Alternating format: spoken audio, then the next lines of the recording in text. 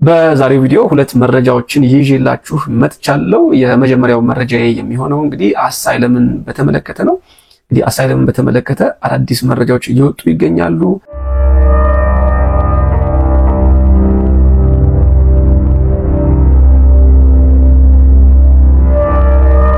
አሳይለም ወደ አሜሪካን ሀገር ለመግባት የምትፈልጉ or ደግሞ ሙከራ ያደረጋችሁ ያላችሁ እንዲሁም ደግሞ ምናልባት በአሜሪካን ሀገር ሆናችሁ ቤተሰቦቻችሁ ዘመዶቻችሁ እንዲሁም ደግሞ ጓደኞቻችሁ በአሳይለም ወደ ዩናይትድ ስቴትስ እንዲመጡ ያደረጋችሁ ያላችሁ ሰዎች ካላችሁ በአሁኑ ሰዓት የወጣው መረጃ ምናልባትም ዲስከሬጂንግ ሊሆን ስለሚችል ይሄንን ቪዲዮ እስከ መጨረሻው ልትመለከቱት ይገባል።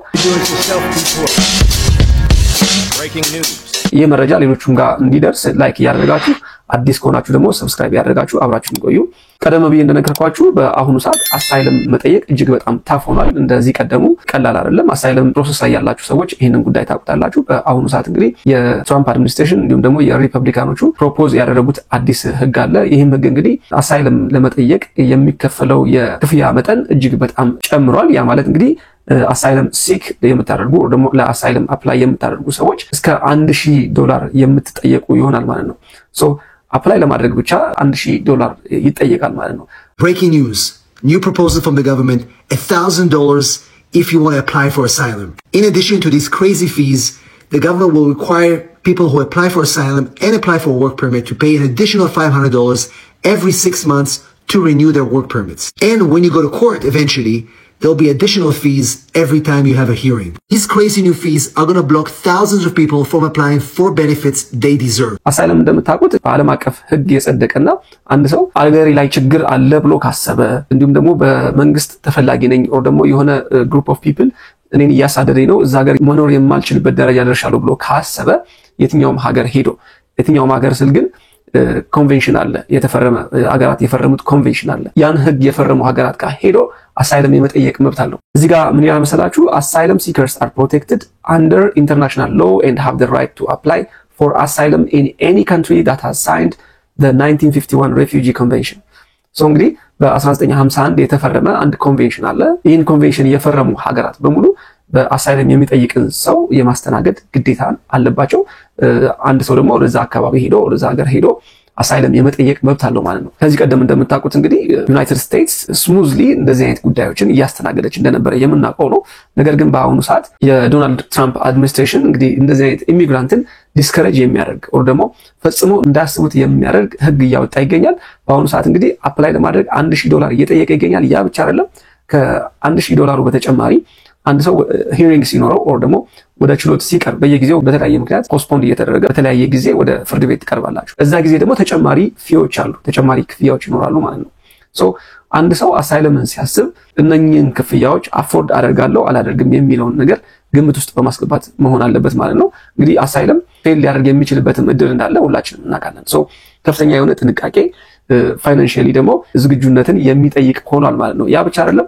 አሳይለም ጠይቃችሁ ምናልባት ከተሳካላችሁ ለወርክ አውቶራይዜሽን እንግዲህ ስራ ከጀመራችኋል ለወርክ አውቶራይዜሽን ተጨማሪ $500 በየ6 ወሩ ትጠየቃላችሁ። ሶ ኢማጂን እንግዲህ ዩኤስ በአሳይለም ገብቶ ለመኖርም still there is an additional fee you guys will be paying ማለት ነው። ሶ እነዚህ ነገሮች በሙሉ ግምት ውስጥ አስገብታችሁ የዶናልድ ትራምፕ ያመጣው አሁን በሪፐብሊካኑ ፕሮፖዝ ያደረጉት ይህ ህግ ከጸደቀ ምናልባትም በአሳይለም መግባት በራሱ ሌላ ኢንቨስትመንት ይሆናል ማለት ነው። ሶ ዶናልድ ትራምፕ እያሰበ ያለው ምንድነው? ውስጥ ያሉትን or ኢሚግራንትን ማስወጣት ብቻ ሳይሆን ከውጪ የሚገቡትን በሙሉ እያልኳችሁ ያሉት ኢሚግራንትን ኢሌጋሊ የሆኑ ኢሚግራንትን አይደለም ሌጋሊ ነው እያልኩ ያለሁት። የዶናልድ ትራምፕ መንግስት ኢንከሬጅ አደርጋለሁ ያለው ምንድነው? በሌጋሊ የሚገቡ ኢሚግራንትን እቀበላለሁ I'm happy with that ሲል ነው የሰማነው አብዛኞቻችን።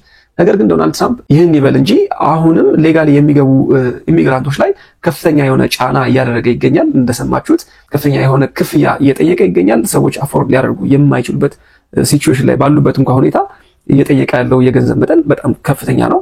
ሶ ዶናልድ ትራምፕ እንግዲህ ኮንቬንሽኑን ላለመጣስ at the same time ደግሞ ኢሚግራንት እንዳይገቡ ለማድረግ የፈጠረው ቴክኒክ ይመስላል። በተቻለ መጠን ከህጉም ጋር ላለመጣላት at the same time ደግሞ ኢሚግራንትም ደግሞ ዲስከሬጅድ ሆነው አቅም በማጣት ወደ ሀገራቸው እንዲመለሱ ወደ ነበሩበት እንዲመለሱ ወደ ሀገራቸው ስላችሁ እንግዲህ ምናልባት ፈርተው ሸሽተው ወደ መጡበት ሀገር እንዲመለሱ ፑሽ እያደረገ ይገኛል ማለት ነው። ይህ ደግሞ it's inhuman።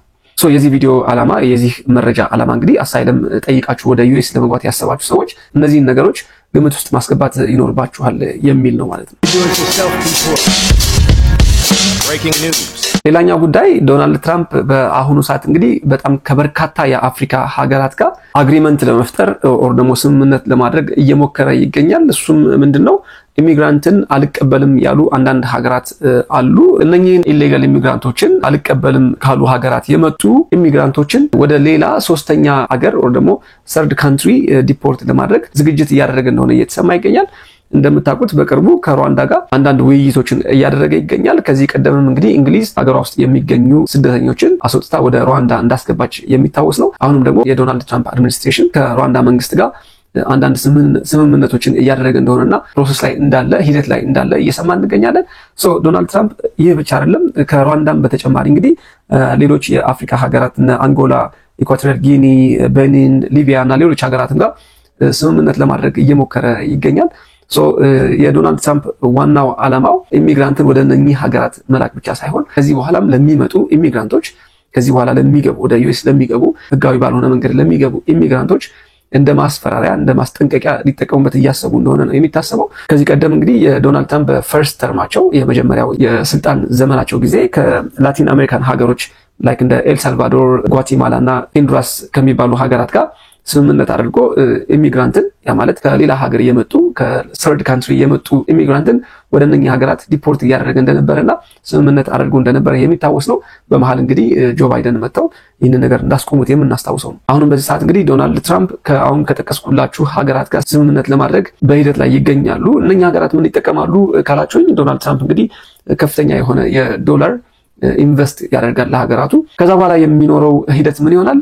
የሚታወቅ ነገር የለም። ዩናይትድ ስቴትስ ኦር አሜሪካ የዶናልድ ትራምፕ አድሚኒስትሬሽን እነኚህን ኢሚግራንቶች ከላከ በኋላ ፎሎ አፕ ይኖራል ወይ፣ ክትትል ይኖራል ወይ፣ የደህንነታቸው ጉዳይ ምን ደረሰ የት ደረሰ የሚለውን ነገር ቼክ ያደርጋል አያደርግም? ምንም የሚታወቅ ጉዳይ የለም። ያ ደግሞ ኢሚግራንቶችን እጅግ ከፍተኛ የሆነ ስጋት ውስጥ የሚከት ነው ማለት ነው። አሁን ባለው የዶናልድ ትራምፕ አድሚኒስትሬሽን ውሳኔውን ለእናንተ ተዋለው። በትላንትናው ዕለት በሰራሁላችሁ ቪዲዮ ዶናልድ ትራምፕ ይህንን ከማድረጉ በፊት አንድ ኢንሴንቲቭ አቅርቦ ነበረ። እሱ ምንድነው? ራሳቸውን ዲፖርት ለሚያደርጉ የሲቢፒ አፕሊኬሽንን ተጠቅመው ከሀገር ለመውጣት የሚሞክሩ ሰዎችን ኦር ፍቃደኛ የሆኑ ሰዎችን $1000 ከፕሌን ቲኬት ጋር እንደሚሰጡ እንደ ኢንሴንቲቭ እንደሚያቀርቡ ተናግረው ነበረ። ምን ያህሎቻችን በዚህ ሲስተም ተጠቃሚ እንሆናለን? ምን ያህሎቻችን ሰልፍ ሪፖርት እናደርጋለን? ራሳችንን እንጠይቅ። የዶናልድ ትራምፕ አካሄድን በተመለከተ ኢንሴንቲቭን በተመለከተ ፕሬዚዳንቱ ያደረጉት ባለው ድርጊት ሀሳብ አስተያየት ካላችሁ በኮሜንት ሴክሽን ልታስቀምጡልኝ ትችላላችሁ። መረጃው ሌሎች ጋር ሊደርስ ላይክ ያደረጋችሁ፣ አዲስ ከሆናችሁ ደግሞ ሰብስክራይብ ያደረጋችሁ ተመሳሳይና ሌሎች ከቪዛ ከኢሚግሬሽን ጋር በተገናኘ የመለቃቸው ቪዲዮዎች እንዲደርሷችሁ አድርጉ። ጤና ይስጥልን።